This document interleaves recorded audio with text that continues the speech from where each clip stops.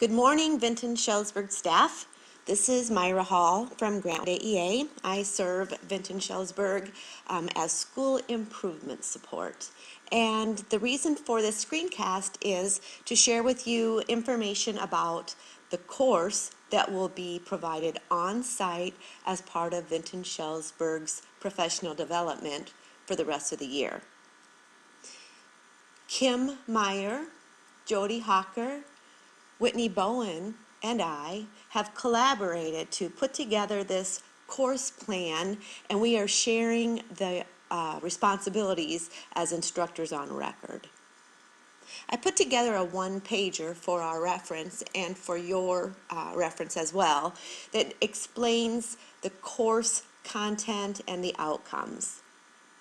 As you can see listed on this screen, the title of the course is Designing and Implementing Common Formative Assessments, and the title actually is descriptive of what the course is about. Teams will together create and then collect assessment data using the common formative assessments that they've designed. And as you know, Vinton-Shellsburg is committed to implementing the PLC process, and the common formative assessments are an integral part of PLCs. So you will have an opportunity to use your common formative assessment data as part of your PLC.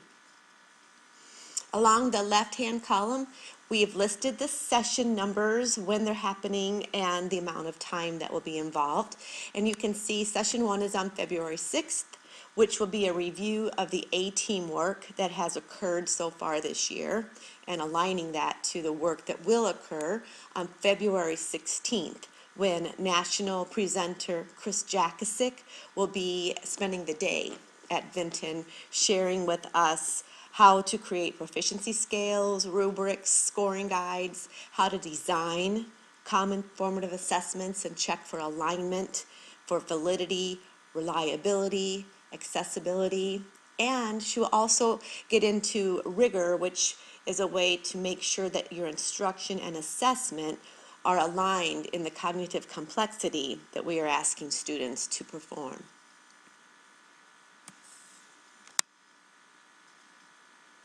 After the Chris Jakasic Day, we will then continue working on the assessment design, but we will also assemble a pacing guide where we will plan out what we're teaching, how, and when we're going to assess. And on the Step 3 Matos chart, talks about a pacing guide, and teams will be expected to put together that plan so that they can be sure to have the data for the March 13th PLC process.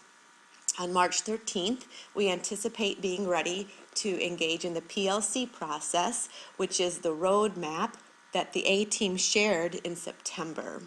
Every staff person should have that, and the different buildings are at different stages of implementation. However, that is Vinton-Shellsburg's common PLC process. So that's what we're going to follow as part of this course.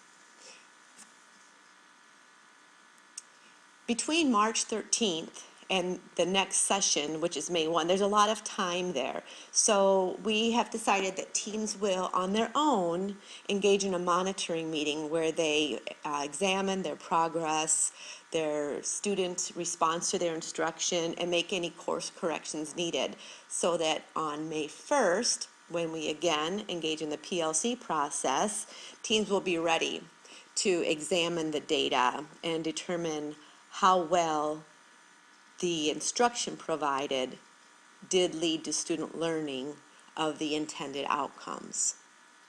On May 1st, which is the second to the last final session, we will look into the plans for our data displays, which will be the work that we do on the final session, May 15th.